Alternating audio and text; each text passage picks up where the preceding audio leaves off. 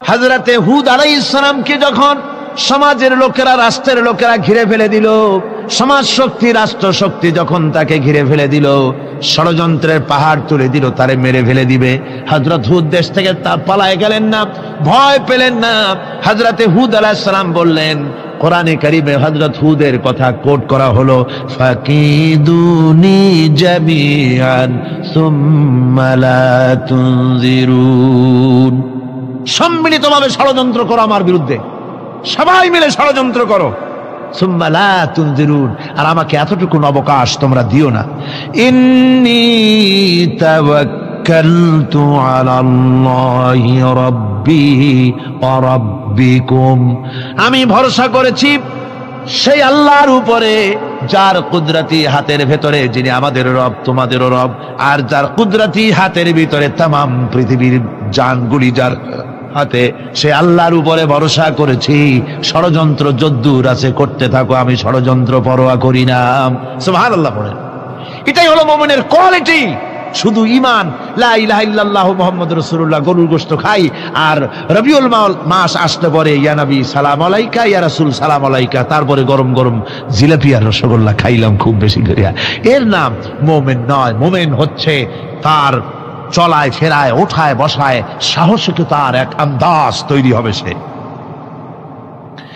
আমার ভাইয়েরা, বিপদে অবিচলতা আমাদেরকে পয়গম্বরেরা শিক্ষা দান করেছেন।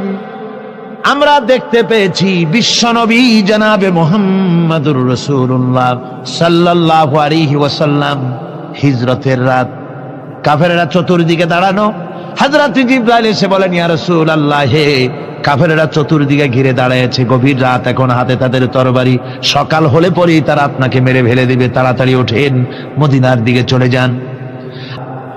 ইব্রাহিম আলাইহিস সালামকে আগুনে ফেলানো হচ্ছে, ফেরেশতা বলছে, ইব্রাহিম তোমারে আগুনে ফেলায় দাও, হতেছে আমার কাছে সাহায্য চাও, আমার কাছে ক্ষমতা আছে, আগুনগুলো উঠাইয়া নমরুদের বংশ জ্বালায় দেব।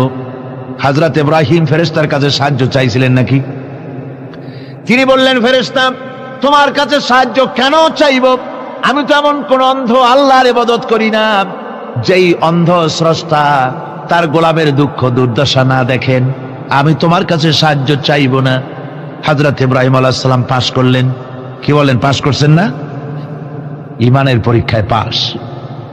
আগুনের মধ্যে হযরত ইব্রাহিমকে যখন ফেলানো হচ্ছে, রব্বুল আলামিন আগুনের প্রতি নোটিশ করে দিলেন, ইয়া নারু কুনি বারদাও ওয়া সালামান আলা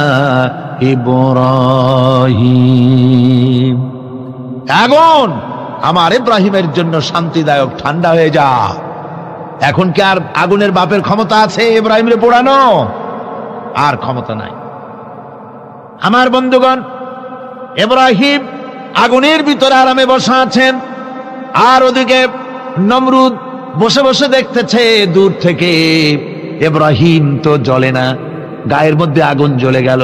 ডাক দিয়া কয়, আগুন তোর হলো কি? কেন জ্বালাইতে পারিস না আমার দুশ্মন রে? হলোটা কি তোর? তোর কি জ্বালানো শক্তি বন্ধ হয়ে গেল নাকি? আগুনের ভিতর থেকে জবাব এলো, নমরুদ রে, আমার ভিতরে জ্বালানো শক্তি আছে কি নাই যদি প্রমাণ করতে চাও, টেস্ট করতে চাও, তুই নিজে আয়, তোরে শুদ্ধ তামাম দুনিয়া জ্বালাই দিতে পারি, ইব্রাহিমের এক গাছা পশমও জ্বালাই দিতে পারি না। তার কারণ হচ্ছে আমি হচ্ছি মাখলুক, আল্লাহ হচ্ছেন খালিক। আল্লাহ আমাকে বলেছেন না জ্বালাতে, তুমি 1000 বার বললেও আমি ইব্রাহিমকে জ্বালাইতে পারবো না। কোরআনে কারিমে ঘটনা বলে মুমিনদেরকে সাহস দেওয়া হচ্ছে, মুমিনেরা দ্বীনের কাজ করতে গিয়ে বিপদ আবাজ আসবে, ঈমানের দাবি হলো বিপদ আসবে, আর বিপদ আসলে ঘাবড়ায় যেও না, মুসিবতে পড়ে চিন্তায় পেরেশানে হয়রান হয়ে যেও না। বিশ্বকবি আল্লামা ইকবাল কি সুন্দর করে বলেছেন, আজ ভি হোক জু ইব্রাহিম কা ইমা पैदा आग कर सकती है एक अंदाज गुलिस्तान पैदा। ইব্রাহিমের ঈমান যদি আজিও কোথাও হয় বিদ্যমান, করতে পারেন অগ্নিকুণ্ডে খুবসুরত এক গুলিস্তান। আজও যদি আগুনের ভিতরে কোন নমরুদ কোন ইব্রাহিমকে যদি ফেলে দেয়, আল্লাহ রাব্বুল আলামিন আজও আগুনকে ফুলের বাগান বানায়া দিবেন। সুবহানাল্লাহ। ভয় পাওয়ার কারণ নাই, চিন্তা করার কোনো কারণ নাই। আমার বন্ধুগণ, একবার রাসূল পাক সাল্লাল্লাহু আলাইহি সাল্লামের কাছে একজন মুশরিক এসেছেন, তার কাছে একটা ভাঙ্গা মূর্তি। হুজুর জিজ্ঞেস করলেন, তোমার মূর্তিটা ভাঙা কেন? লোকটি বলল যে এটি হচ্ছে আমার খোদা, একে আমি সব সময় সাথে রাখি, না জানি কোন সময় কোন বিপদে পড়ি, এই জন্য সাথে রাখি বিপদ থেকে বাঁচার জন্য। পথিমধ্যে আমার প্রকৃতির ডাক এলো, পেশাব পায়খানায় যাওয়ার প্রয়োজন হলো, তো মনে করলাম এমন জায়গায় এই খোদা নিয়ে যাওয়া উচিত না, খোদাকে রাস্তার উপরে রেখে তারপরে গেলাম কাম সারতে। কাম সেরে এসে দেখি যে এইটার মাথা থেকে শুরু করে পা পর্যন্ত ভিজা। মনে করলাম খোদার শরীর ভিজা, না জানি নিশ্চয়ই কোনো পবিত্র বরকতপূর্ণ পানি হবে। তো এই বরকতপূর্ণ পানি আমি নিজে একটু টেস্ট করলাম, জিহ্বা দিয়া চাটলাম, খাইলাম, দেখলাম যে কেমন কেমন গন্ধ আসে, আর কি একটা টক টক জাতীয় বিশ্রী রকমের। তো মনে করলাম পবিত্র পানি এরকমের গন্ধ হবে কেন? এদিক ওদিক তাকালাম, তাকিয়ে দেখি দূরে একটা কুকুর দাঁড়ানো, তার নিচের থেকে পানি টপকাচ্ছে। তখন ভাবলাম যে আসলে কোন বরকতের পানি এটা। আমি তখন রাগ করে এইটা ঠ্যাং ধরে আছাড় মারলাম যে তুই কি খোদা না তুই একটা হুদা?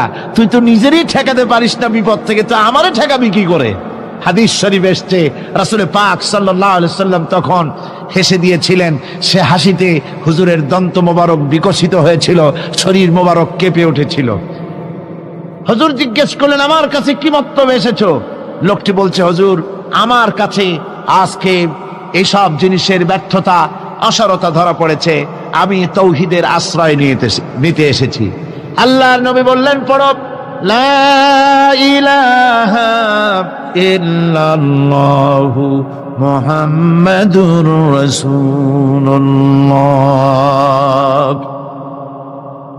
মুমিন ব্যক্তি আত্মমর্যাদার সৃষ্টি হয় তার কলিজার মধ্যে, আত্মসম্ভ্রম, আত্মসম্মান। সে কারো কাছে মাথা নত করবে না, তার কারণ সে জানে আমি যার গোলাম তিনি হচ্ছেন সকল ক্ষমতার উৎস। সকল ক্ষমতার উৎস কে? চিল্লায় বলতে হবে, সকল ক্ষমতার উৎস কে? কিন্তু আমার দেশের পার্লামেন্ট, আমার দেশের সংসদ, এই সংসদে নেতা নেত্রীরা সেখানে বসে বলেন সকল ক্ষমতার উৎস, সকল শক্তির উৎস জনগণ। বলেন এরকম, সকল ক্ষমতার উৎস জনগণ। এই ধরনের কথা বলা শিরক, বিশ্বাস করাও শিরক। জনগণের ক্ষমতা কোথায়? জনগণ শুধু ভোটের ক্ষমতা রাখে, ক্ষমতা দেওয়ার মালিক আর ক্ষমতা ছিনায় নেওয়ার মালিক জোরে বলেন কে? জনগণই যদি ক্ষমতার মালিক হয় তাহলে 9 বছরের রাজার 10 বছরের সাজা হয় কেমনে? জনগণ ক্ষমতার মালিক নয়, এটি একটি মিথ্যে কথা। এই কথাটি শিরক, কোন মুসলমানের কথা বিশ্বাস করা উচিত নয়। কথা বুঝতে পেরেছেন? কোন মুসলমানের বিশ্বাস করা উচিত নয়। আল্লাহ পাক পরিষ্কার বলেছেন, আন্নাল কুওয়াতা লিল্লাহি জামিআ, সমস্ত ক্ষমতার উৎস কেবলমাত্র আল্লাহ সুবহানাহু ওয়া তাআলা। কিন্তু বেকুবরা বোঝে না, জনগণকে খুশি করার জন্য, তাদের ভোট যেন বারবার পাওয়া যায়, এই জন্য বলে সমস্ত ক্ষমতার উৎস জনগণ। বেকুবেরা, পাগলেরা বুঝে না, সেই জন্যই তারা এই কথাগুলি বলে। কয়েকটি কথা আমাদের দেশে চালু আছে যে কথাগুলি শুনলে খুবই খারাপ লাগে। একটা হচ্ছে সকল ক্ষমতার উৎস জনগণ, এটি মারাত্মক শিরকপূর্ণ কথা। আরেকটি কথা, যখন রেডিও টিভিতে বলা হয় যে কুতুবদিয়া, হাতিয়া সন্দ্বীপ, কক্সবাজার উপকূলীয় এলাকায় থেকে 280 মাইল স্পিডে বাতাস প্রবাহিত হবে, 30 ফিট উঁচু হয়ে জলোচ্ছ্বাস হবে, গ্রেট ডেঞ্জার সিগন্যাল নাম্বার 10 দেখাবার জন্য বলা হলো। সাথে সাথে তারপরেই রেডিও টিভি থেকে, সরকারি যন্ত্র থেকে সরকারের লোকেরা বলতে থাকেন এই বিরাট তুফান, জলোচ্ছ্বাস এবং ঘূর্ণিঝড়ের মোকাবেলা করার জন্য সেনাবাহিনী প্রস্তুত করে রাখা হয়েছে। কি বেকুবি! 30 ফুট জলোচ্ছ্বাস হবে, সেনাবাহিনী করবে কি? বন্দুক নিয়ে দাঁড়ায় থাকবে? মোকাবেলা করবা? প্রচন্ড বাতাসের মোকাবেলা করবা তুমি সলিমুদ্দি? হ্যাঁ, বরং বলা যেতে পারে ঘূর্ণিঝড় এবং জলোচ্ছ্বাসের পরে যে দুর্যোগ সৃষ্টি হবে তড়িৎ গতিতে, আমরা সেই দুর্যোগকে মানুষকে ঠেকাবার জন্য আমরা প্রাণ চেষ্টা চালাবো, আমাদের সব মেশিনারি সেজন্য প্রস্তুত আছে, এটা বলা যেতে পারে। কিন্তু ঝড়ের মোকাবেলা করব, মারাত্মক কথা, মারাত্মক কথা। আবার আরেকটি কথা খুবই মারাত্মক, এগুলো পত্র পত্রিকায় দেখি, অমুক দলের অমুক নেতা হসপিটালে মৃত্যুর সঙ্গে পাঞ্জা লড়তেছে। আজীব তামাশা। মৃত্যু কি তোমার মাইকেল টাইসন? মৃত্যু কি তোমার মোহাম্মদ আলী ক্লে যে পাঞ্জা লড়বা? মৃত্যুর সাথে পাঞ্জা লড়তে পারে এমন ক্ষমতা পৃথিবীর কেউ আছে? সুতরাং এগুলো জাহালাতের কথা, মূর্খতার কথা। মৃত্যু যন্ত্রণায় ভুগছে এটা বলা যায়, মৃত্যু যন্ত্রণায় কষ্ট পাচ্ছে বলা যায়, মৃত্যুর সাথে পাঞ্জা লড়ছে, সলিমুদ্দিন সাহস তো কম না। আমার ভাইয়েরা, সুতরাং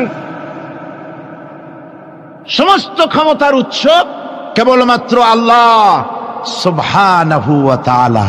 যাকে খুশি ক্ষমতায় দেন, যাকে খুশি ক্ষমতা থেকে নামায় দেন। এত বড় প্রচন্ড ক্ষমতার মালিক তিনি। রাতকে দিন বানান, দিনকে রাত বানিয়ে দেন, সাগরকে নগর করেন, নগরকে সাগরে পরিণত করে দেন, আমিরকে ফকির করেন, ফকিরকে আমির বানায় দেন, রাস্তার মানুষ ধরে নিয়ে, অপরিচিত লোক একজন ধরে নিয়ে রাষ্ট্রের মালিক বানায় দেন, প্রেসিডেন্ট বানায় দেন। আবার সম্মানের ফুলের মালা দিয়া গলা থেকে শুরু করে পা পর্যন্ত ফুলের মালা দিয়া ভরে দেন। নাফরমানি যখন বাড়তে থাকে, এত বড় ক্ষমতার মালিক আমার আল্লাহ রব্বুল আলামিন ফুলের মালাগুলি বাদ দিয়ে ফুলের মালার পরিবর্তে জুতার মালা গলায় পরাইয়া ফাঁসির মঞ্চে ঝুলাইয়া দেন। পারেন কিনা? প্রচন্ড ক্ষমতার মালিক তিনি। তিনি যদি কারো ক্ষমতা ছিনিয়ে নিবেন, এটা যদি সিদ্ধান্ত হয়, পৃথিবীর মানুষ তাকে ক্ষমতার উপরে রাখতে পারে? আর আল্লাহ যদি কাউকে ক্ষমতা দিতে চান, সেই ক্ষমতা থেকে তাকে মাহরুম কেউ করতে পারে? পারেন। সমস্ত ক্ষমতার একমাত্র মালিক হচ্ছেন কে? আল্লাহ সুবহানাহু ওয়া তাআলা। মানুষেরা বোঝে না, তাই আত্মম্ভরিতা ক্ষমতার মোহে কি করবে দিশা করতে পারে না। এই জন্য যারা মুমিন হবে তাদের এই চিন্তা মনের মধ্যে থাকবে, আত্মমর্যাদা আসবে, কারো সামনে হাত পাতবে না, হাত পাতবে তো আল্লাহ সুবহানাহু ওয়া তাআলার কাছে, কাউকে ভয়ও করবে না। আত্মমর্যাদার কারণে সে তার রিজিক সম্পর্কেও নৃশংস হয়ে যাবে, অর্থাৎ রিস্ক সম্পর্কেও তার পরোয়া থাকবে না, যে হক কথা যদি বলি তাহলে যদি আমার চাকরি না থাকে।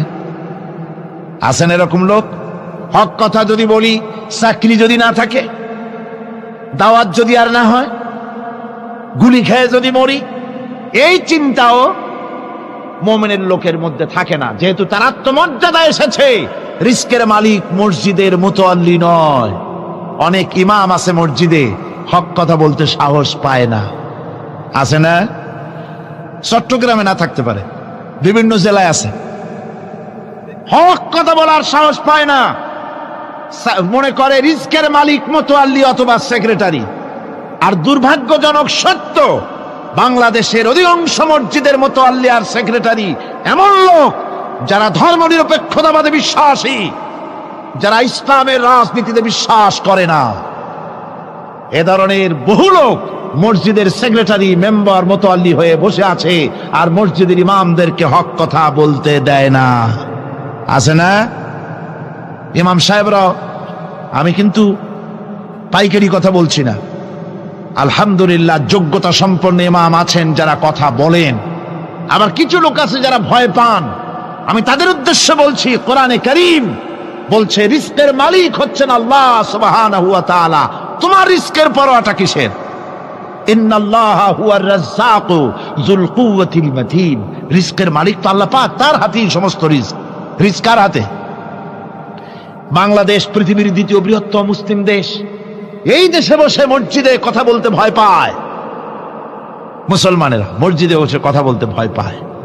কিন্তু ভারতের দিকে তাকান, ভারতের দিল্লির জুমা মসজিদের ইমাম আব্দুল্লাহ বুখারী, লোকটার জন্য দোয়া এসেই যায় দিল থেকে।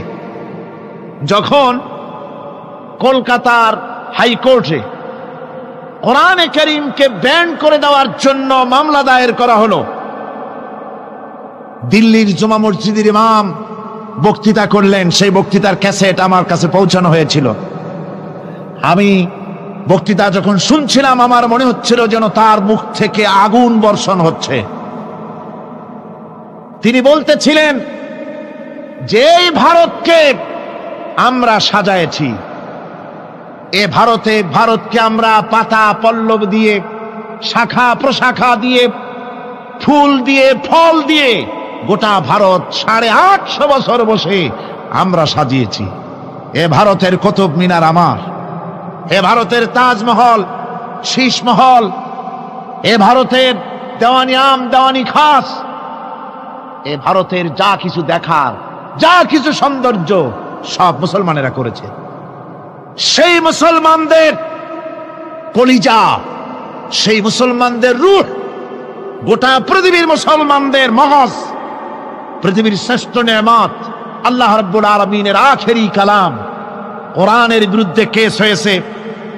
আব্দুল্লাহ বুখারী বলছেন, এই কোরআনের বিরুদ্ধে কোরআন ব্যান করার মতো রায় যদি ভারতের কোন জজ মুখ দিয়ে উচ্চারণ করে কোরআন ব্যান করা হলো, তিনি বলছেন আমি ভারতের জুমা মসজিদের ইমাম শুধু নই, ভারতের 20 কোটি মুসলমানের ইমাম আমি।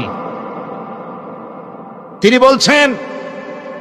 বলছেন যদি কোরআনে কারীমকে ব্যান করার রায় ঘোষণা করবে যে জজ, সে জজকে আমি পায়ের নিচে পাড়ায় ধরে বাম হাত দিয়ে তার জিহ্বাটা টেনে ছিঁড়ে ফেলে দেব। আমার দেশে ভারতের মসজিদের ভেতরে ইমামরা যে কথা বলতে সাহস পায়, আমার দেশের মসজিদের অনেক ইমাম আগে যারা একটু সাহস পেত, এখন আবার অনেকের মধ্যে কোন কোন জেলায়, চিটাগং না কিন্তু কোন জেলায় সাহস একটু কমে গেছে। তার কারণ কিছু বেয়াদব রাজনীতিক তারা বলেছে মসজিদের মধ্যে রাজনীতি করতে দেওয়া হবে না। ওরা হচ্ছে বেয়াদব। জোরে বলেন ওরা কি? আরো জোরে বলেন ওই সব রাজনীতিবিদরা কি? তার কারণ হচ্ছে মসজিদে কি বলা হবে আর কি বলা হবে না তোমার মতো বেয়াদব রাজনীতিবিদের কাছ থেকে তাকেও জিজ্ঞেস করবে না। এ ফয়সালা হয়েছে 1400 বছর আগে। মসজিদে কি বলতে হবে আর না হবে তা শিক্ষা দিয়েছেন জনাবে মুহাম্মদ রাসূলুল্লাহ সাল্লাল্লাহু আলাইহি ওয়াসাল্লাম। ওলামাদেরকে মসজিদে ইমামতি যারা করে তারা হচ্ছে ইমাম নেতা। তোমরা তাদের সাথে আদব করতে হবে, তারা কি বলবে আর কি বলবে না ডিকটেট করার অধিকার কারো নাই। অধিকার আছে। সুতরাং আলিমদেরকে, মুমিনদেরকে, যারা নাকি কালেমা পড়ে মুসলমান হয়, তাদের সকলের এই সাহস মনের মধ্যে আসা দরকার, ব্যক্তিত্ব আসা দরকার। কারো পরোয়া নাই, পরোয়া করব শুধুমাত্র আল্লাহর। রিস্কের মালিক তিনি। আল্লাহ রাব্বুল আলামিন বলেছেন, ওয়ামা মিন দাব্বাতিন ফিল আরদি ইল্লা আলাল্লাহি রিজকুহা। এই পৃথিবীর বুকে এমন কোন বিচরণশীল জীব নাই যে জীবের রিস্কের দায়িত্ব আমি আল্লাহ আমার নিজ হাতে গ্রহণ করি নাই। সব জীবের রিস্কের চাবি আমার হাতে। কার হাতে? তাহলে ভয়টা কিসের? আপনার একটা পেট, তাই নিয়ে এত চিন্তা। অথচ এই পৃথিবীতে আল্লাহ পাক বলেন অসংখ্য প্রাণী আছে যাদের কোনো সঞ্চয় নাই। শকুনের মরা গরু অনেকগুলি ব্যাংকে জমা আছে নাকি? কবে কোথায় একটা মরা গরু পাইছে আর খোঁজ নাই, খবর নাই। ওগুলা কি না খাইয়া মরতে দেখছেন রাস্তায় পথে ঘাটে? সুবহানাল্লাহ বিহামদিহি। অসংখ্য প্রাণী এভাবে দুনিয়া আছে। আল্লাহ রাব্বুল আলামিন বলেন যাদের কোনো সঞ্চয় নাই, যারা কোনো সঞ্চয় করে না, এ ধরনের সাপগুলি, শিয়ালগুলি, বাঘগুলি, পাখিগুলি, জলচর প্রাণী, স্থলচর প্রাণী, আর অন্তরিক্ষে মহাশূন্যে উড়ে বেড়ায় যে সব প্রাণী, এ ধরনের শত সহস্র কোটি কোটি প্রাণী, তারা সকাল বেলায় খালি পেট নিয়ে বেরিয়ে যায়। খালি পেট নিয়ে সকাল বেলায় বেরিয়ে গেল, আবার সন্ধ্যায় যখন বাসায় ফেরে সমস্ত প্রাণীগুলির পেট আল্লাহ রব্বুল আলামিন ভরে দেন। সুবহানাল্লাহ। একটা প্রাণীও খালি পেটে বাড়ি ফেরে না। সুবহানাল্লাহ, সুবহানাল্লাহ। অথচ তাদের কিন্তু জন্ম নিয়ন্ত্রণের ব্যবস্থাও নাই। জঙ্গলে যত প্রাণী আছে তারা কি কোনোদিন মিছিল করে এসে বলেছে বাংলাদেশ সরকার আমাদের জঙ্গলের মধ্যে কোনো খোঁজ খবর তো আপনারা রাখেন না, এখানে বাচ্চা কাচ্চা বেশি হইতেছে আর খাওয়াইতে পারি না, এবার কিছু পরিবার পরিকল্পনার ওষুধপত্র পাঠান? কোনোদিন বলেছে? বলে নাই, বলবেও না। কে খাওয়ায়? আল্লাহ পাক খাওয়া, আল্লাহ পাক খাওয়া। সুতরাং আল্লাহ রাব্বুল আলামিন রিজকের মালিক, একথা বিশ্বাস করতে হবে। সেই বিশ্বাসের অর্থ এই নয় যে আপনি চুপ করে বসে থাকবেন আর ফেরেশতারা রান্না করে আপনারে রূপচাঁদা মাছ খাওয়াই দিয়ে যাবে, এরকম না। বিশ্বাস করতে হবে, কাজ করতে হবে, এর ফলে আল্লাহ রাব্বুল আলামিন রিজকের ব্যবস্থা করবেন। ঈমান আনার পর প্রথম যে কোয়ালিটিটা হবে সেই কোয়ালিটি হচ্ছে পার্সোনালিটি, আত্মসম্ভ্রম, আত্মমর্যাদা। দুনিয়ায় কারোর সামনে মাথা সে নত করবে না, মাথা নত করবে কেবলমাত্র আল্লাহর কাছে। সে বিশ্বাস করবে খাইরিহি ওয়া শাররিহি মিনাল্লাহি তাআলা, ভালো মন্দ সব কার কাছ থেকে হয়? আল্লাহর কাছ থেকে হয়। সে কিছুতেই বিশ্বাস করবে না যে কোনো মাজারের কাছে গেলে, কবরের কাছে গেলে আমার তকদির পাল্টে যাবে, কোনো মোমেন তা বিশ্বাস করবে না। কথা বুঝতে পেরেছেন? ভালো করার মন্দ করার সবটা মালিক আল্লাহ সুবহানাহু ওয়া তাআলা। এরপরে 2 নম্বরের যে কোয়ালিটি সৃষ্টি হবে মুমিনের মধ্যে ঈমান আনার পর, সে গুণটা হচ্ছে সে বিনয়ী হবে। বিনয়, বিনম্রতা তার এক বৈশিষ্ট্য হবে। বিনয় এবং বিনম্রতার বৈশিষ্ট্য হবে। তার কারণ হচ্ছে ঈমান আনার পরে সে জানতে পেরেছে আল্লাহ রাব্বুল আলামিনের কর্তৃত্ব থেকে বেরিয়ে আসার ক্ষমতা কারো নাই।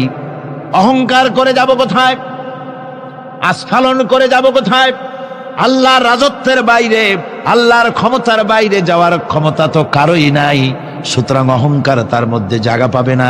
আল্লাহ পাক দুনিয়ার সমস্ত মানুষের জিনকে পরিষ্কার করে বলেছেন, ইয়া মাশারাল জিন্নি ওয়াল ইনস ইন ইসতাতা'তুম আন তানফুযু মিন আকতারিস সামাওয়াতি ওয়াল আরদ ফানফুযু লা তানফুযুনা ইল্লা বিসুলতান। হে পৃথিবীর মানুষেরা আর জেনেরা, যদি সম্ভব হয় আমার আকাশের নিচের থেকে, জমিনের উপর থেকে বেরিয়ে যা। লা তানফু, বেরিয়ে যেতে পারবে না। আমি আকাশ এবং জমিন থেকে যদি সম্ভব করতে পারো বেরিয়ে যা। আর যদি কোনো আকাশ থাকে তার নিচে যা, আর যদি কোনো জমিন থাকে তার উপরে যাও। এমন দেশ যদি পাও যেখানে আমার আলো ছাড়া কোনো আলো আছে, আমার বাতাস ছাড়া কোনো বাতাস আছে, আমার চাঁদ সূর্য ছাড়া কোনো চাঁদ সূর্য আছে, যাও সেখানে। আল্লাহ রাব্বুল আলামিন বলেন নাই এরকম যাওয়ার কোনো উপায় নাই। আমি আল্লাহ রাব্বুল আলামিন আকাশ আর জমিন দিয়ে প্যাকেট করে রেখেছি, আটকায় রেখেছি।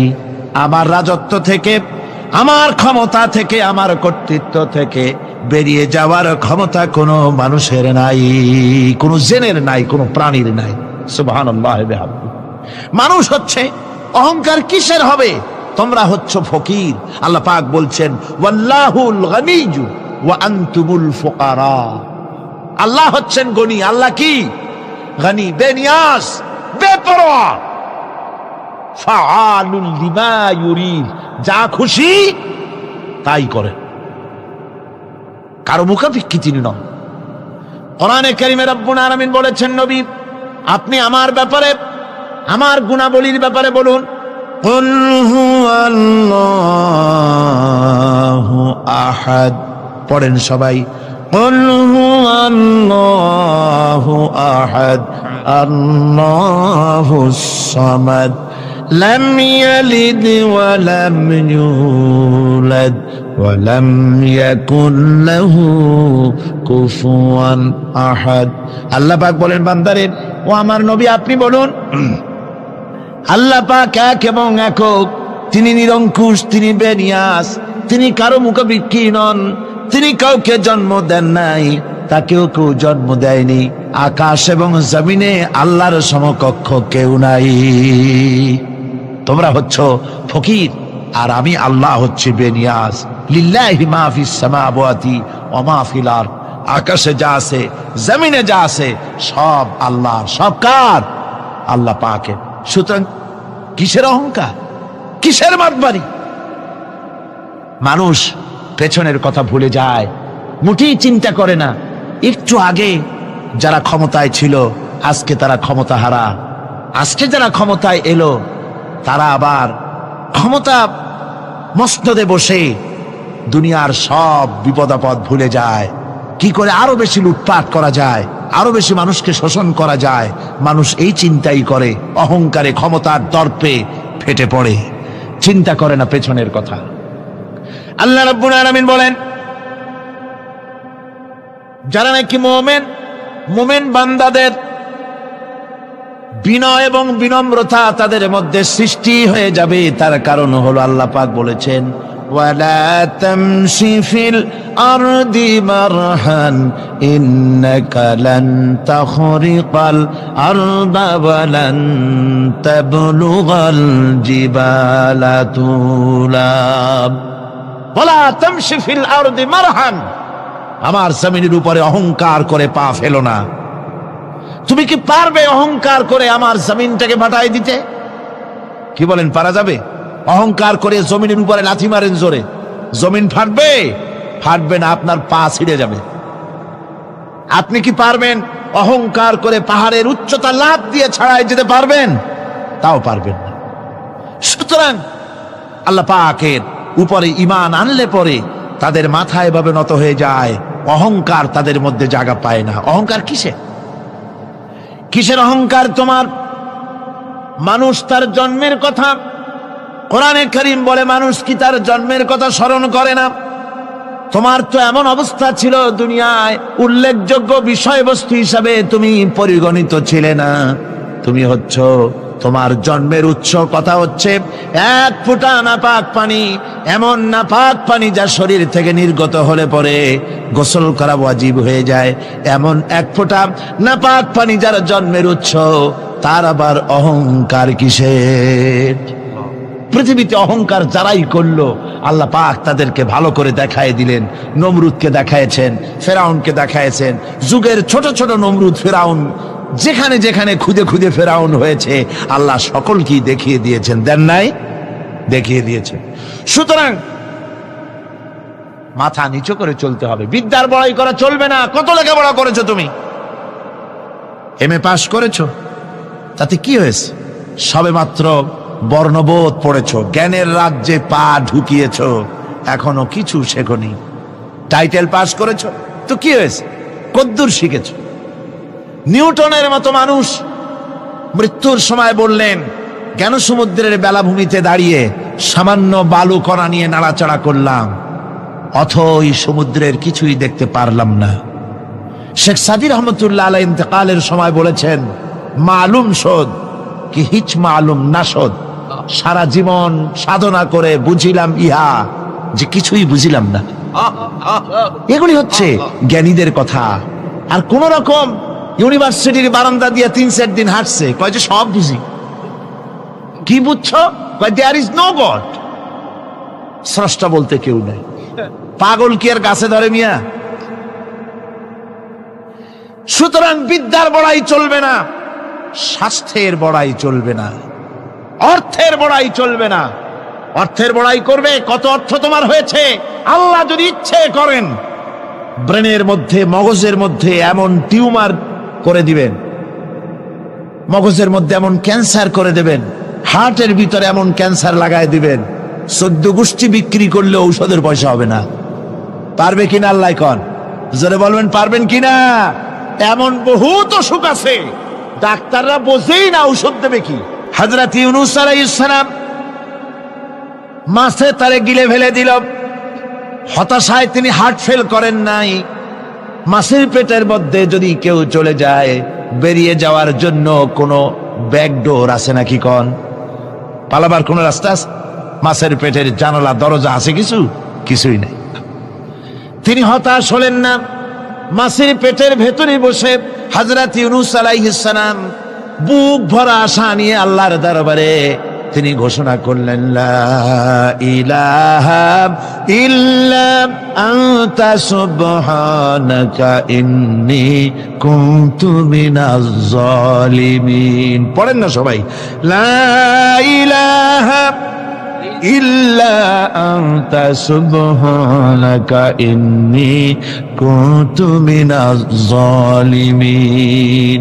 হযরত ইউনূস আলাইহিস সালাম বললেন, আল্লাহ তুমি ছাড়া কোনো ইলাহা নাই, তোমার পবিত্রতা ঘোষণা করছি, আমি জালিমদের অন্তর্ভুক্ত হয়ে গেছি। তিনি যখন চিল্লাচ্ছিলেন, মাছের পেটের ভিতরে বসে যখন কাতরুক্তি করতেছিলেন, আল্লাহ বুঝি তখন শোনেন নাই সে কথা? কি বলেন? আল্লাহ বুঝি তখন তন্দ্রায় বা নিদ্রায় ছিলেন না? আল্লাহ পাক কি ঘুমান? তন্দ্রায় যান? লা তাখুযুহু সিনাতুন ওয়ালা নাওম। আল্লাহ রাব্বুল আলামিন বলেন, কোন তন্দ্রা বা নিদ্রা আল্লাহ রাব্বুল আলামিনকে স্পর্শ করে না। হযরত ইউনূস আলাইহিস সালাম যখন মাছের পেটের ভিতরে বসে চিৎকার মারলেন, আল্লাহ পাক বলেন, ইউনূস রে, তোমার ওই ডাক কেউ শোনে নাই, দুনিয়ার কোন রাজা বাদশাহ শোনে নাই, দুনিয়ার কোন বন্ধু বান্ধব তোমার শোনে নাই, কিন্তু আমি তোমার আরশের মালিক, আমি রব্বুল আলামিন শুনেছি। শুধু শুনি নাই, সঙ্গে সঙ্গে জবাব দিয়ে দিয়েছি। ফাস্তাজাবনা লাহু ওয়া নাজ্জাইনাহু মিনাল গাম্মি। পড়েন, ফাস্তাজাবনা লাহু ওয়া নাজ্জাইনাহু মিনাল গাম্মি ওয়া কাযালিকা নুনজিল মুমিনিন। আল্লাহ পাক বলেন, আমি জবাব দিলাম। মাছের পেটের ভিতরে বেদনা শুরু হয়ে গেল, মাছ আর তলদেশে শুয়ে থাকতে পারলো না, সাঁতরাতে পারলো না, মাছ ভেসে উঠল উপরে। পেটের যন্ত্রণায় মাছ কিনারায় চলে এসে বমি করে দিতে পারলে যেন বাঁচি, এই অবস্থা মাছের হলো। কিনারায় চলে এলো, বমি করে ইউনূস আলাইহিস সালামকে ফেলে দিল, মাছও বাঁচলো, ইউনূস আলাইহিস সালামও বাঁচলো। আল্লাহ রাব্বুল আলামিন বলেন, মুমিনেরা শোনো, শুধু ইউনূসকে নয়, ওয়া কাযালিকা নুনজিল মুমিনিন। এইভাবে করে মুমিন বান্দারা যদি আমাকে ডাকে, আমার কাছে যদি হাত ফাইলায়, আমি আল্লাহ রব্বুল আলামিন মুমিনদের এভাবে বিপদ মুক্ত করে দেই। আল্লাহ পাক বিপদ মুক্ত করে দেন। ওয়া ইয়াত্তাকিল্লাহা ইয়াজআল লাহু মাখরাজা। আল্লাহকে যে ভয় করে, আল্লাহ তার জন্য রাস্তা খুলে দেন। জোরে কোন সুবহানাল্লাহ। দেখেন, ইউসুফ আলাইহিস সালাম, জুলাইখা তাকে আটকায় ফেলেছে ঘরের মধ্যে, তালা দেওয়া, খিল দেওয়া, সিটকানি মারা, পালাবার পথ নাই, চতুর্দিকে উলঙ্গ নগ্ন চিত্র। আর এই সুন্দরী যুবতী নারী জুলাইখা তার প্রেম নিবেদন করেছে হযরত ইউসুফের কাছে। যৌবনে ভরা টকবগে যৌবনের যুবক হযরত ইউসুফ আলাইহিস সালাম, সৌন্দর্যের পিরামিড, বাঁচার কোনো পথ নাই জুলাইখার কুপ্রবৃত্তি চরিতার্থ করে দেওয়া ছাড়া। কিন্তু হযরতে ইউসুফ আলাইহিস সালাম আল্লাহ রাব্বুল আলামিনকে ডাকলেন, হতাশায় ভেঙে পড়লেন না, আল্লাহকে ভয় করলেন, আল্লাহকে ডাকলেন। আল্লাহকে ডেকে, আল্লাহকে ভয় করে তালাবদ্ধ দরজার দিকে যখন দৌড় মারলেন, রব্বুল আলামিন আপন কুদরতে দরজার তালাগুলি খুলে দিলেন। ভাইরা আমার, এভাবে করে মুমিনেরা কখনো হতাশ হয় না। ফাইন্না মাআল উসরি ইউসরা, ইন্না মাআল উসরি ইউসরা। মনে রাখতে হবে, দুঃখ কষ্টের সাথে থাকে সুযোগ সুবিধা, আর প্রত্যেক অসচ্ছলতার সাথে থাকে উদার সচ্ছলতা। এর কোনো বিপরীত কখনই হয় না। আল্লাহ রাব্বুল আলামিন এইভাবে করে মুমিনদেরকে বলেছেন যেন তারা হতাশায় ভেঙে না পড়ে। আল্লাহ পাক বলে, বান্দা যখন আমাকে ডাকে, আমি বান্দার একদম নিকটে। তার ঘাড়ের চাইতেও নিকটে। ওয়া নাহানু আকরাবু ইলাইহি মিন হাবলিল ওয়ারিদ, আমি আমার বান্দার সারাত যে রগের উপরে তার মাথা, এর থেকেও আমি আমার বান্দার বেশি নিকটে। সুবহানাল্লাহ পড়ে। আমি তোমার কাছে, আমার কাছে মাপ চাও, যত বড় গুনাহ হোক। ওয়া ক্বালা রাব্বুকুম উদউনি আস্তাজিব লাকুম, তোমার প্রভু তোমাকে ডেকে বলেছে আমাকে ডাকো, আমি মাফ করে দেব। সুবহানাল্লাহি ওয়া বিহামদিহি, কত বড় কথা। আমাকে ডাকো, নিরাশ হয়েও না, হতাশ হয়েও না। আল্লাহর গজব বেশি না রহমত বেশি? আল্লাহর রহমত বেশি। হাদিসে কুদসির ভিতরে এসেছে, আল্লাহ পাক বলেছেন, কোন বান্দা যদি আমার দিকে এক বিগত অগ্রসর হয়, আমার রহমত তার দিকে এক হাত এগিয়ে যায়। কোন বান্দা যদি আমার দিকে হেঁটে আসে, আমার রহমত তার দিকে দৌড়ে যায়। বান্দা যখন আল্লাহর দরবারে দুহাত উঁচু করে চোখের পানি ফেলে দেয়, মুসলিম শরীফের হাদিসের ভিতরে এসেছে, গভীর রাত্রে, রাতের তৃতীয় অংশে আল্লাহ রাব্বুল আলামিন প্রথম আকাশে আসেন আর ডেকে বলেন, পৃথিবীতে আছো নাকি কেউ গুনাহ করে জীবন বরবাদ করে দিয়েছো, আমার কাছে মাপ চাও। ঋণগ্রস্ত আছো, অসুস্থ আছো, অপমানিত আছো, কে আছো মাজলুম, আমাকে ডাকো, আমার কাছে বলো, আমি ডাকের সাড়া দেব, জীবনের আশা পূরণ করে দেব। ওই সময় যেই সমস্ত লোকেরা কান্দে তাহাজ্জুদের নামাজ পড়ে, আল্লাহ জিজ্ঞেস করেন ফেরেশতারা, অমুক অমুক দেশ অমুক অমুক বান্দারা কান্দে কেন? ফেরেশতারা বলে, রব্বুল আলামিন তুমি তো ভালো করে জানো। আল্লাহ বলেন, জানি, তবুও তোমাদের মুখে শুনতে চাই। তারা বলে, রব্বুল আলামিন তোমার এই বান্দা গুনাহ করেছে, গুনার জন্য মাপ চায়, জাহান্নাম থেকে বাঁচতে চায়। আল্লাহ পাক বলেন, ফেরেশতারা আমার এই বান্দারা আমারে দেখেছে নাকি? বলে দেখে নাই। বলে আমার দোজখ দেখেছে নাকি? বলে না, তাও দেখে নাই। আমার বেহেশত দেখেছে নাকি? বলে না, তাও দেখে নাই। আল্লাহ পাক বলেন, ফেরেশতারা সাক্ষী থাকো, ওরা আমাকে দেখে নাই, আমার বেহেশত দোজখ কিছুই দেখে নাই, শুধুমাত্র আমার নবীর কথা, আমার কোরআনের কথা বিশ্বাস করে আরামের ঘুমকে হারাম করে যেভাবে তারা কাঁদতেছে, সাক্ষী থেকে যাও ফেরেশতারা, আমার রহমতের দরিয়ায় জোশ মেরেছে, আমার ওই ক্রন্দনরত বান্দাগুলিকে আমি আল্লাহ মাফ করে দিলাম। সুতরাং মুমিন বান্দা যারা, আল্লাহর মুমিন বান্দা যারা, এই ঈমানের কোয়ালিটি, এটাও হতাশায় নিরাশায় ভেঙে পড়বে না। গুনাহ তো মানুষই করে, গুনাহ হয়ে গেছে, মাপ চাও। তোমার গুনাহ কদ্দুর? তোমার গুনাহ যদি হয় পাহাড় সমান, আল্লাহর রহমত আকাশ সমান। জাহান্নামের কঠিন শাস্তি থেকে বাঁচতে হলে আল্লাহর প্রতি ঈমান আনতে হবে। আর ঈমান আনলে যে কোয়ালিটিগুলি হওয়া উচিত, সেগুলি আমি আপনাদের সামনে আলোচনা করছি। এরপর আরেকটি কোয়ালিটি হবে মুমিনের, তা হলো কঠোর কঠিন বিপদে অবিচল থাকবে, বিপদে ভেঙে পড়বে না। বিপদ আপদ, শত্রুতা, ক্ষয় ক্ষতি যা কিছু হয় সবই আল্লাহর পক্ষ থেকে, এটা মেনে নিতে হবে এবং ধৈর্য ধারণ করতে হবে। বিপদ মুসিবত শুধু উম্মতের জন্য নয়, দুনিয়ার সমস্ত নবীদের বিপদ এসেছে, হয় নাই? নবীদের বিপদ আসে নাই? কোরআনে কারীম থেকে শুনুন, আল্লাহ রাব্বুল আলামিন বলেন, وَكَذَلِكَ جَعَلْنَا لِكُلِّ نَبِيٍّ عَدُوًّا مِّنَ الْمُجْرِمِينَ। আল্লাহ পাক বলেন, এমনি করে আমি সকল নবীদের শত্রু বানিয়ে দিয়েছি সব পাপিষ্ঠ আর অপরাধ প্রবণ লোকদেরকে। প্রত্যেক যুগে নবীদের শত্রু ছিল, প্রত্যেক যুগে নবীদের কি ছিল? শত্রু ছিল। সে শত্রু কারা ছিল? আল্লাহ পাক বলছেন, নবীদের শত্রু ছিল পাপিষ্ঠ আর অপরাধ প্রবণ লোক, এরাই ছিল নবীদের দুশমন। রাসূলগণের অবস্থা যদি এই হয়, তাহলে তার উম্মত, ওই দিনের ধারক বাহক যারা, তাদের বুঝি বিপদ আপদ হবে না নাকি? হবে কিনা? তো ইসলামের বিরোধিতা যারা করে, কোরআনের পরিভাষায় বলা হয়েছে ইসলামের দুশমন, নবীদের দুশমন। দুনিয়ার সব পাপিষ্ঠ আর অপরাধ প্রবণ লোকেরাই ইসলামের দুশমন হয়, নবীদের দুশমন হয়। আজও দেখেন, আজও তাকিয়ে দেখেন, ইসলামী আন্দোলনের বিরোধিতা যারা করে তারা পাপিষ্ঠ চরিত্রের কিনা, তাকায় দেখেন, খুঁজে দেখেন, সর্বত্র খুঁজে দেখুন, খুঁজে দেখুন। যারা ইসলামী আন্দোলনের বিরোধিতা করে, যারা ইসলামকে মিটিয়ে দেওয়ার চেষ্টা করতেছে, যারা ইসলামকে মৌলবাদ বলে, ইসলামকে সাম্প্রদায়িক বলে, কোরআনে কারীমের কথা কত স্পষ্ট, যে নবীদের দুশমন হয়, ইসলামের দুশমন হয় মুজরিম লোকেরা, অপরাধ প্রবণ আর পাপিষ্ঠ লোকেরা। আজও আমরা দেখতে পাই এই শ্রেণীর লোকেরা পাপিষ্ঠ এবং সবচাইতে সমাজের নিকৃষ্ট ধরনের চরিত্রহীন লোক। নামাজ নাই। আপনি খুঁজে দেখেন ইসলামী আন্দোলনের বিরোধিতা যারা করছে, যারা নেতৃত্ব দিচ্ছে, নামাজ নাই, রোজা নাই, চরিত্র নাই, হজ নাই, যাকাত নাই, মদ, জুয়া, জেনা, ব্যভিচার ইত্যাদিতে লিপ্ত। চেহারা দেখলে ছেলেপেলেরা 2 গ্লাস পানি খায় ভরসটে।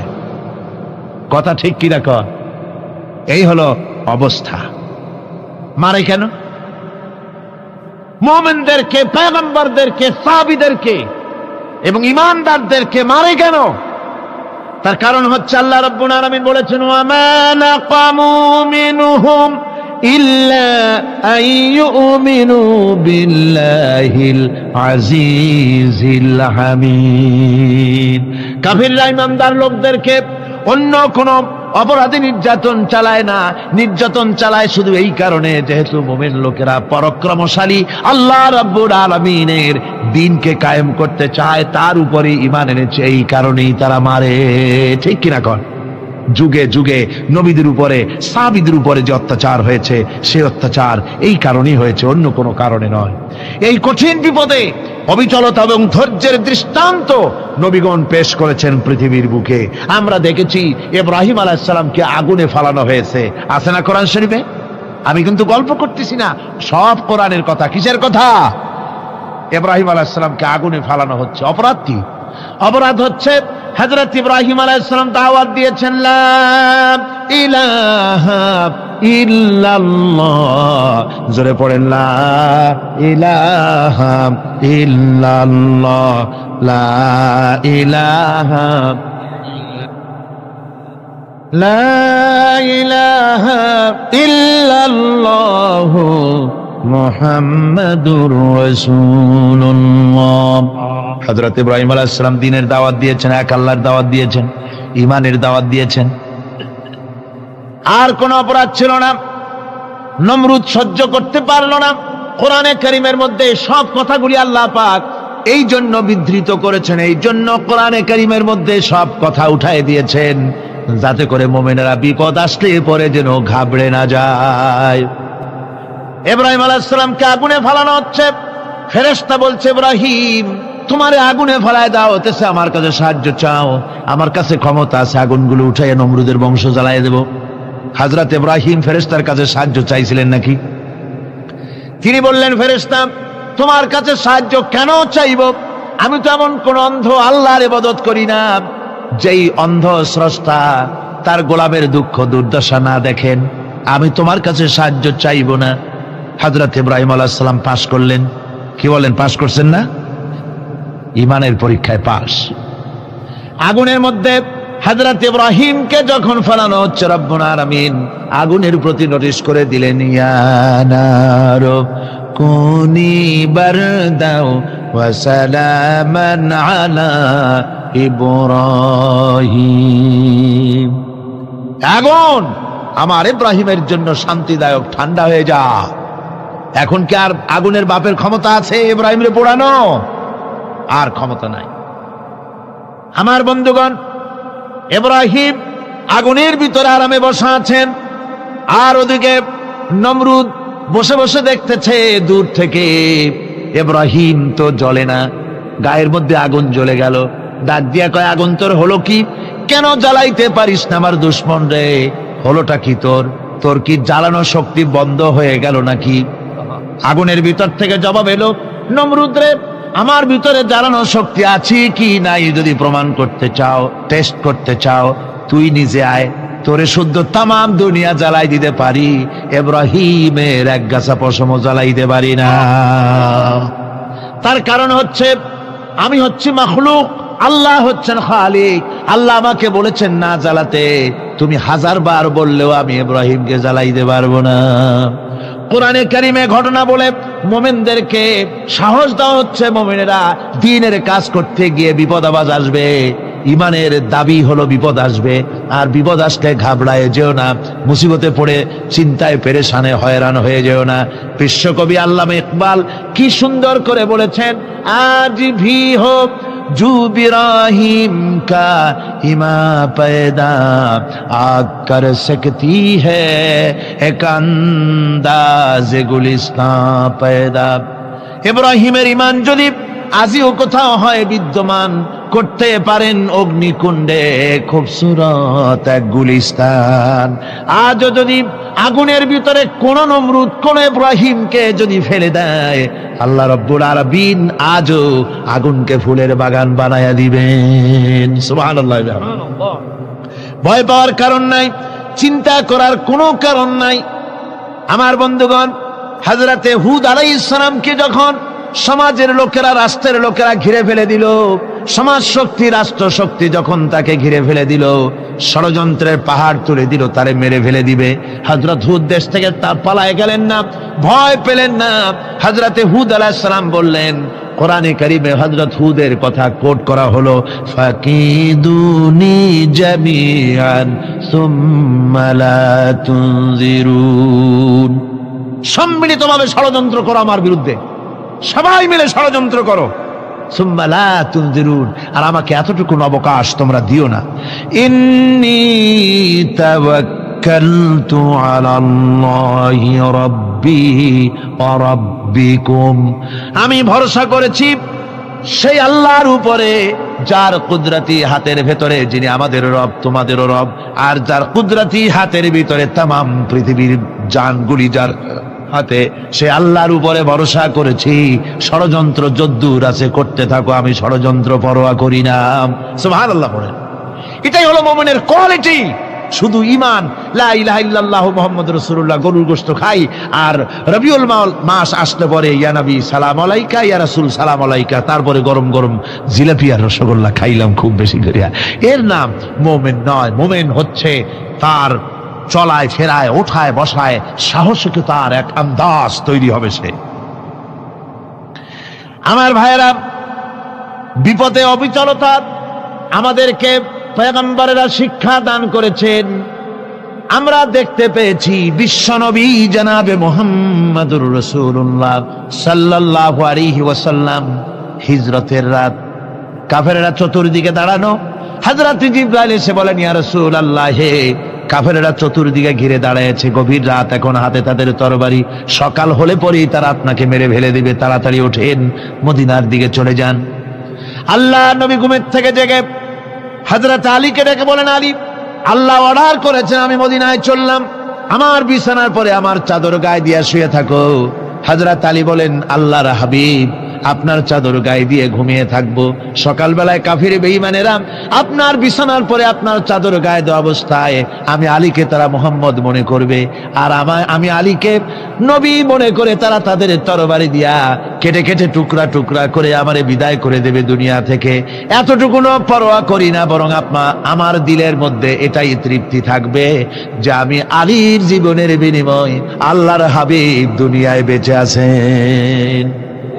নবীজি ঘরের থেকে বেরোলেন, চতুর্দিকে কাফেররা দাঁড়ানো, আল্লাহর নবী হাতে এক মুষ্টি বালু হাতে নিয়ে শাহ হাতেল বজু পড়ে 3 বার দম করে বালুগুলো ছেড়ে দিলেন। বালিগুলি ঘরের চতুর্দিকে কাফেরদের চোখে চলে গেল। পরবর্তী সময় রব্বুল আলামিন ডেকে বলেন, নবীরে, বালি যখন নিক্ষেপ আপনি করেছিলেন, ধুলাগুলি আপনি তো শুধু নিক্ষেপ করেছিলেন, কিন্তু চতুর্দিকে কাফেরদের চোখে গেল কেমনে? একদিকে মেরেছিলেন, সেই দিকেই তো যাওয়ার কথা ছিল, চতুর্দিকের কাফেরের চোখে চোখে সেগুলো পৌঁছে গেল কেমনে?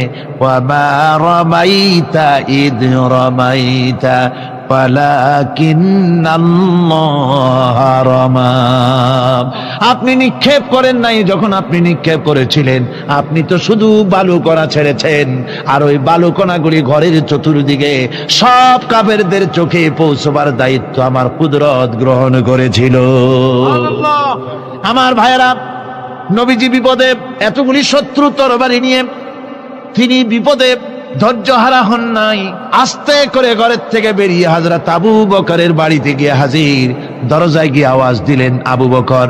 অমনি দরজা খুলে গেল, লাব্বাইক ওয়া সাদাইক। হুজুর বলেন, আবু বকর রে, একটা ডাকে কেমনে সাড়া দিলে? তুমি কি ঘুমাইছিলে না? হযরত আবু বকর বলেন, হুজুর, আপনি বলেছেন আমাকে নিয়ে হিজরত করবেন, আমি মনে মনে চিন্তা করেছি, না জানি কত রাত্রে নবীজি আসেন, উঠতে যদি আমার দেরি হয়ে যায়, নবীজি যদি দরজার কাছে দাঁড়ায় দাঁড়ায় আমারে ডাকাডাকি করে আর আমি যদি ঘুমায় থাকি, তাহলে আল্লাহর নবীর সঙ্গে বেয়াদবি হয়ে যাবে। এই মনে করে বিছানায় না ঘুমাইয়া আপনার গলার আওয়াজ শোনার জন্য এই দরজার সঙ্গে পিঠ লাগাইয়া লাগাইয়া দাঁড়াইয়া ঘুমাচ্ছিলাম। আল্লাহর নবী হযরত আবু বকরকে সঙ্গে করে নিয়ে চললেন মদিনার দিকে, উল্টা পথে রওনা করলেন। বারবার কাবা শরীফের দিকে তাকাতে লাগলেন। বুখারী শরীফে এসেছে, নবীজি বারবার কাবার দিকে তাকিয়ে বলতেছেন, রে কাবা, বড় আশা ছিল তোর কাছে থাকবো, তোর খেদমত করব, কিন্তু তোর নিষ্ঠুর সন্তানেরা তোর কাছে আমারে থাকতে দিল না রে। আল্লাহ নবী মিসফালা দিয়ে জাবালে কেদোয়ার উপর দিয়ে চলে গেলেন জাবালে সুরে। গুহার কাছে যখন গিয়েছেন, ফজর রক্ত হয়ে গেল। হযরত আবু বকর রাদিয়াল্লাহু তাআলা আনহু বলছেন, হুজুর আর উপায় নাই, দিন হয়ে গেল, এখন বুঝি ধরা পড়ে যাব, ওই গুহার মধ্যে গিয়ে আশ্রয় নেই। তবে আপনি দাঁড়ান, গুহার ভিতরেই পাহাড়িয়া গুহা, বিচ্ছু থাকতে পারে, সাপ থাকতে পারে, আমি আগে ঢুকি, যদি কোনো হিংস্র প্রাণী থাকে আমার উপর দিয়ে আঘাত হয়ে যাক, আল্লাহর নবী হেফাজতে থাকুক। হযরত আবু বকর রাদিয়াল্লাহু তাআলা আনহু গুহার ভিতরে নামলেন। নেমে গুহা সাফ করে হুজুরকে ডাকলেন। হুজুর তাশরীফ ফরমালেন গুহার মধ্যে। হুজুর বলেন, আবু বকর, হেঁটে হেঁটে কষ্ট হয়ে গেছে, তুমি বসো, তোমার উরুর উপরে মাথা রেখে আমি একটু ঘুমায়ে যাই। আল্লাহর হাবিব ঘুমায় গেলেন। হযরত আবু বকর লক্ষ্য করে দেখেন চতুর্দিকে অনেকগুলি গর্ত দেখা যায়। এই গর্ত থেকে সাপ আসতে পারে, বিচ্ছু আসতে পারে মনে করে নিজের গায়ের চাদর ছিঁড়ে ছিঁড়ে গর্তগুলি বন্ধ করা শুরু করে দিলেন। কয়েকটা গর্ত বন্ধ করার মতো চাদর আর নাই, পাও দিয়ে চেপে ধরলেন। এক পাহাড়িয়া বিষধর সাপ বেরোবার জন্য চেষ্টা করে বেরোবার পথ খুঁজে না পেয়ে হযরত আবু বকরের পায়ের উপরে দংশন করেছে। বিষের যন্ত্রণায় হযরত আবু বকরের চোখ থেকে পানি দরদর করে পড়ছে। রাসূলুল্লাহর ঘুম ভেঙে গেল। আল্লাহর নবী তাকে বলেন, আবু বকর, চোখে পানি কেন? বাড়ির কথা বুঝি মনে পড়ে গেছে? হযরত আবু বকর বলেন, ইয়া রাসূলুল্লাহ, আল্লাহর নামে কসম করে বলি, যেই দিন আমি ঈমান এনেছি ওই দিন থেকে আমার মা বাপ, আমার কোলে আমার সন্তান, আমার স্ত্রী, আমার জায়গা জমি ঘর বাড়ি, এমনকি আমার নিজের আত্মার চাইতে হুজুর আপনারে ভালোবাসি বেশি। তাহলে কাঁদো কেন? হযরত আবু বকর বলেন, হুজুর, বাড়ির জন্য কাঁদি না, ছেলেপেলের জন্য কাঁদি না, সাপে দংশন করেছে, যন্ত্রণায় কাঁদতেছি। আল্লাহর নবী সঙ্গে সঙ্গে মুখ থেকে থুতু বার করে যন্ত্রণার জায়গায় লাগাই দিলেন। সঙ্গে সঙ্গে যন্ত্রণা বন্ধ হয়ে গেল। হুজুর বললেন, আবু বকর, প্রথম যখন তোমার এই আঘাত করেছিল সাপে, আমাকে কেন তাড়াতাড়ি বলো নাই? এতক্ষণ তো তোমার কষ্ট হতো না। হযরত আবু বকর বলেন, ইয়া রাসূলুল্লাহ, ওটা তো সাপে কাটার যন্ত্রণা, ওই যন্ত্রণায় আমার রক্ত জ্বলতেছে, যন্ত্রণায় যন্ত্রণায় আমার কলেজাটা যদি ফেটেও যেত। আল্লাহর হাবিব আরাম ফরমাচ্ছিলেন, আমি তাকে আরামে বিঘ্ন ঘটাতে পারতাম না। আমার ভাইয়েরা, হযরতে আবু বকর, হযরতে রাসূল দুজন বসে আছেন। এমনি সময় কাফের বেঈমানেরা খুঁজতে খুঁজতে জায়গা মতো এসে গেছে। একজনে বলে ভিতরে আছে, আর একজনে বলে নাই। পায়ের যদি থাকবে তাহলে মাকড়সায় জাল বুনালো কি করে, পাখি ডিম পেড়ে বসে আছে কি করে, তাদের সন্দেহ হতে লাগলো। এর মধ্যে নাই একজন বলে আছে আর একজন বলে নাই। হযরত আবু বকর ভয়ের চোটে কেঁদে ফেলেছেন, হুজুর আর উপায় নাই। এই যে অবস্থা, এই অবস্থার ভিতরে, এই অবস্থার ভেতরেও আল্লাহর নবী এতটুকু ঘাবড়ে যান নাই। শত্রুরা তরবারি নিয়ে এসেছে, সুযোগ পেলেই একটু তাকালেই দেখতে পাবে, তুলে মেরে ফেলে দেবে। আল্লাহর হাবিব মোটেই ধৈর্য হারালেন না, এতটুকুন হতাশ হলেন না। আল্লাহ পাকের হাবিব তার সাথীকে কি বললেন? তখন কোরআনে কারীম সূরা তাওবার মধ্যে আল্লাহ তা উদ্ধৃত করেছেন মুমিনদের জন্য, ইযহুমা ফিল গার ইয ইয়াকুলু লিসাহিবিহি লা তাহজান ইন্নাল্লাহা মা'ানা। ও আমার সাথী, ও বন্ধু, ভয় করো না, চিন্তা করো না, আমরা মাইনরিটি নই, আমরাই মেজরিটি। তার কারণ আল্লাহ আমাদের সাথে আছেন। সুবহানাল্লাহ, আল্লাহ আমাদের সাথে আছে। আর বন্ধুগণ, কোরআনে কারীমে রব্বুল আলামিন বলেন, ফাআনজালাল্লাহু সাকিনাতাহু আলাইহি وأيده بجنود لم تروها।